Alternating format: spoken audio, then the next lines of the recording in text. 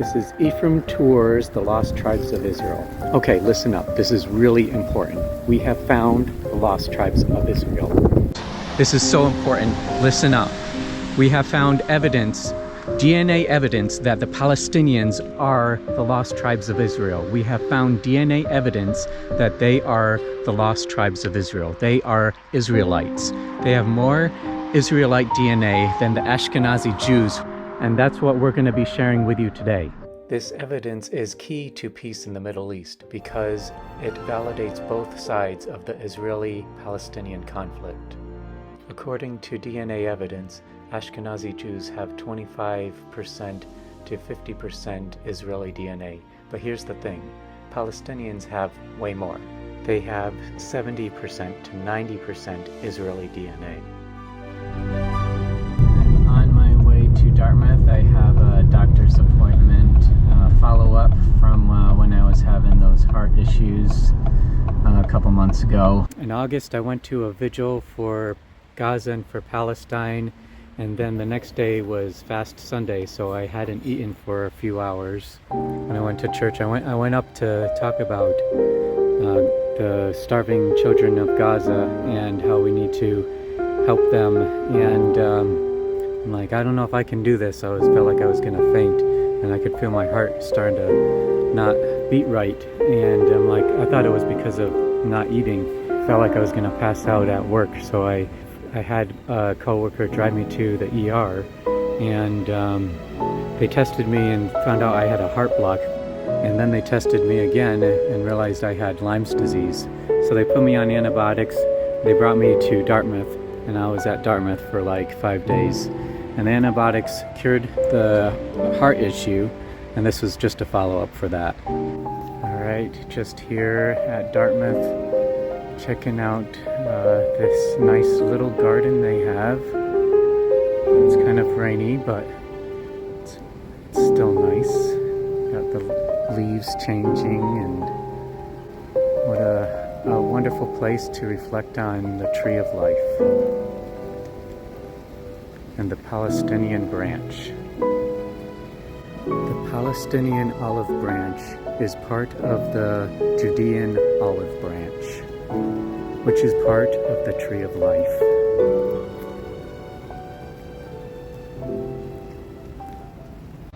Alright, so I feel like I need to say that it's not anti-Semitic to be against the persecution of Palestinians. I am pro-Jewish, I am pro-Israel, I am just anti-persecution of Palestinians. And I believe that the Palestinians should have their own state. Yeah, I have some Jewish DNA, I have a little bit of Jewish in me, so I'm all for Jewish religion, for the Jewish heritage and all of that. I found out through 23andMe a few years ago that I have a sliver of Ashkenazi Jewish DNA in me. On the 23andMe website, there is information about the Ashkenazi Jew history and culture. On this plot graph, you can see the Ashkenazi Jews lie in between the Sephardic Jews and the Central Europeans. But what about Palestinians? I was always told they were Arabs. In the year 2000, a DNA study was done with just over 1,300 Palestinians and Jews, and it revealed that the Palestinians are descended from the Christians and Jews of the Levant.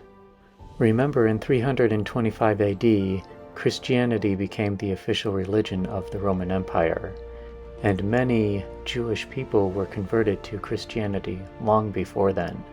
We need to do more studies, but there is DNA evidence. There is also historic and archaeological evidence. There is an eye-opening video by the Kandari Chronicles that discusses the evidence. Jewishness passes through the mother. This matrilineal rule shows that even when belief wavered, ancestry alone sufficed to preserve identity. Rabbi Arthur Hertzberg once put it clearly, to be a Jew is to be born into a family, not merely to adopt a faith. If that principle holds, then conversions over time, whether to Christianity or Islam, do not erase ancestry. They simply alter religious practice while the bloodlines continue. The implication is clear. Abraham's children are not defined by synagogue membership alone, but by descent itself. And when we look at the details of history, what's revealed is that most Judeans were never exiled. The Assyrians and Babylonians mainly deported elites and soldiers, but the rural majority population largely remained. Archaeologist Israel Finkelstein summarizes it bluntly. The image of total exile is a myth. The peasants of Judah stayed on in their lands. Through the Persians, Hellenistic, and Roman periods, these populations tilled the same soil, lived in the same valleys, and raised their families under changing empires. When the Romans crushed Jewish revolts in the 1st and 2nd centuries, mass deportation occurred. But once again, the majority of the rural inhabitants were untouched. Their descendants did not vanish. They adapted, and when new faiths swept across the region, they adopted them. In short, the people of the land remained the people of the land. This information is so crucial and so important, and it makes sense because if you think about it, if you think about like the Mexicans, they are a mix of Spanish and indigenous people. The same thing goes for the Palestinians. They are indigenous. They are still in the land of Palestine or Judea, and they've been there for thousands and thousands of years. They are the original Israelites. The Palestinian people are the lost tribes of Israel. I posted this video October 4th. It has now received over 115,000 views. Was blocked, so maybe fourth time will be the charm. There's a message I've been trying to get out, that I want to get out to you all. And that is, again, to do with the Tree of Life. But with the current situation in Gaza related to the genocide that is happening in Gaza, the Israeli people are not only committing a genocide, which is horrible enough, but they are actually in the process of destroying the lost tribes of Israel. That's the point I want to get across, is that they are destroying the lost tribes of Israel. The Palestinian people are one of the lost tribes of Israel. So supposedly, they're all about, let's gather Israel, gather in Israel, the Jewish people, but they are killing the Jewish people. That's what I want to get across, is that all of you people who support this genocide and don't recognize the genocide as what it is, need to open your eyes and recognize that Netanyahu is killing the descendants of Jesus Christ. Yes, they may be Muslim, they're Muslim now, but their ancestors were Jewish, and their ancestors were the relatives of Jesus Christ. And Muslim, they believe in Jesus Christ too. And a lot of them are also Christian. The response I got from this video was amazing. Several Palestinians have commented saying that they've taken DNA tests and that they have found out that they have Jewish blood in them. This is further evidence that validates my claim, and it changes everything. But is it too late? Israeli settlers, with the help of the IDF, are destroying the ancient Christian Palestinian culture at an alarming rate. They are bombing Christian churches in the West Bank that are thousands of years old.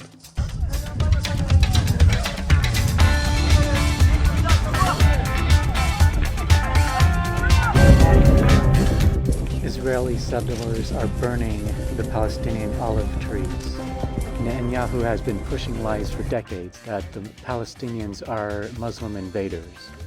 They call themselves Palestinians. They reconstructed history and said, we've been here for centuries. No, they haven't. They weren't there. This is a lie. Israel has been trying to erase the Christian Palestinian population since the formation of Israel. Before 1948, Christians made up just over 10% of the population. In 2015, it was down to 3% of Palestinians. So Alice, you're a Christian Palestinian. Guys are only like 1%. Yeah, it's even less than 1% in the whole country. Since 48, the Israeli government have been systematically ethnic cleansing Christian Palestinians to exclude the Christians out of the conflict zone and to raise the Islamophobia. We are now heading to the cradle of Jesus Christ in the Nativity Church.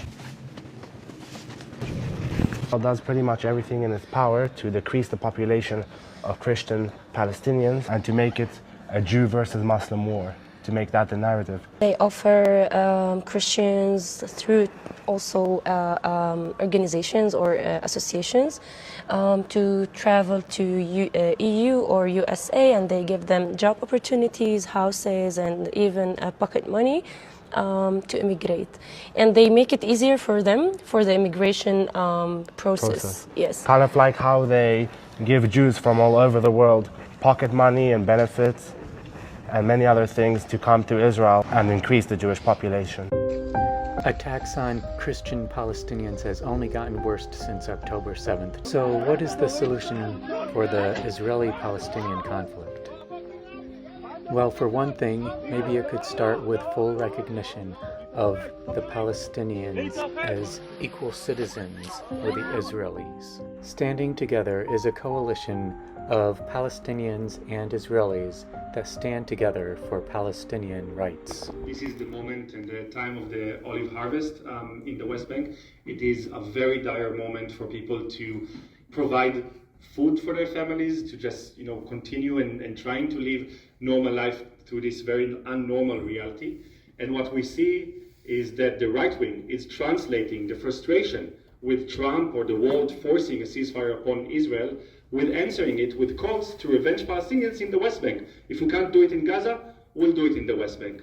And this reality is a reality of complete daily violence that is just subjecting Palestinians into being afraid to just walk on their own land, go to do the very basic action that their families has been doing for centuries on this land. And standing together is trying to be what we've been in this moment, what we've done in the last 2 years, and say we are fighting for a complete ceasefire even now. We are fighting to make it a complete ceasefire. No more killing, no more bombing. Interest of the Israeli people, even the Jewish Israeli people in Israel, is to end the occupation, to end the apartheid in the West Bank, to withdraw from Gaza, and to achieve finally Israeli-Palestinian peace, because this is the only path for security to all the people that live on the land. And this is something... And this is something we insist on. Our job is to put the option of resisting it, to put the option of Israeli-Palestinian peace, the option of living a normal life in the menu for the entire population. This podcast has some very interesting evidence. I'm not going to show it all, just a very small segment. I encourage you all to watch this. I'll include the link in the description. Kind of these newer findings. How does this relate to that? How does this explain that? If we go to the next slide, there's one. This tweet has done the rounds, 3.7 million views. Wow. Yeah. So this is a chap who describes himself Myro Sayo, genetic algebra and population genetics, but he makes an interesting points on this thread, which I thought was probably worth showcasing.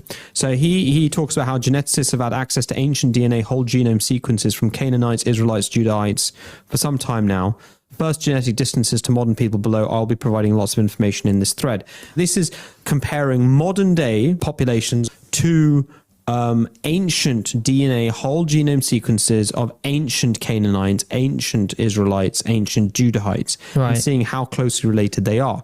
And he makes the point in his tweets, genetic distances around 0.02 or under mean a group is practically and genetically indistinguishable. 0.05 implies distinguishability but belong to the same genetic regional grouping. So, for example, a subracial grouping like Northwestern European or Eastern European. Yeah. Around 0.1 implies the edge of differentiating into racial clusters. You'd say European versus Middle Eastern versus East Asian versus South Asian. Right? And if you're 0.3 or 0.4, it's basically you're like subspecies. So a domestic dog versus a grey wolf, for example. Okay. So So 0.02 is basically genetically indistinguishable. Yeah. And as you can see, the people who are 0.02 are Samaritans, Palestinian Christians, Jordanian Christians, Syrian Christians. These are now going into 0.3 now, 0.03. And it makes perfect sense. And he makes a really good point, which is that the reason it's all Christians of the area is because they didn't accept Islam and they continue to mix amongst Christians, marry amongst Christians, have children with other Christians. Right. And so they didn't. There was less ethnic mixing. There was nothing because the ones who converted to Islam would have no issue with marrying the Arabs. Exactly. Right. Exactly. So, but even then, as you look at it, you find therefore that the other group who are 0.05, they're within the same subgroup. You can say, who are they? They are the Karaite Iraqis, the Lebanese Druze, the Israeli Druze, the Karaite Egyptians, Iraqi Jews, Lebanese Muslim, Kurdish Jew, Alawite, Palestinian Muslim. Palestinian Muslim makes it into the group of a subgroup at about 0.05. Basically the same people. But who aren't there? Who's not on this list? Well, the Ashkenazi Jews aren't there. The Ashkenazi Jews aren't there. Right. And the reason is very obvious. And are there Sephardic Jews? So a lot of these are Sephardic Jews. So Iraqi Jews, for example. Well, they classify Sephardic Jew down there at 0.07. You're quite right. Yeah, you're quite right. Sephardic Jew is further down Sephardic there. But so you've got Iraqi Jews, Lebanese, Kurdish Jews, Syrian Jews. So these are people who are, it's very obvious they would be in that same population. But who you don't have here are the European Jews. Right. So this notion that the Palestinian Muslim is pretty much genetically within the same group is at 0.05. Yeah. The Palestinian Muslim who's living in Gaza under rubble. Yeah. Right, because he's bombed, because he's not part of the right ethnic group to get the right of return. Actually is part of the right ethnic group. Actually is part of the right ethnic group. But the European Jew, right, who's not even on the list, right, he can have the right of return. And this is the other thing. We talked a little bit about religion versus ethnicity and how it's basically used, whichever one is most appropriate to. Okay, so there it is. Evidence: Palestinians are Jewish. Case closed.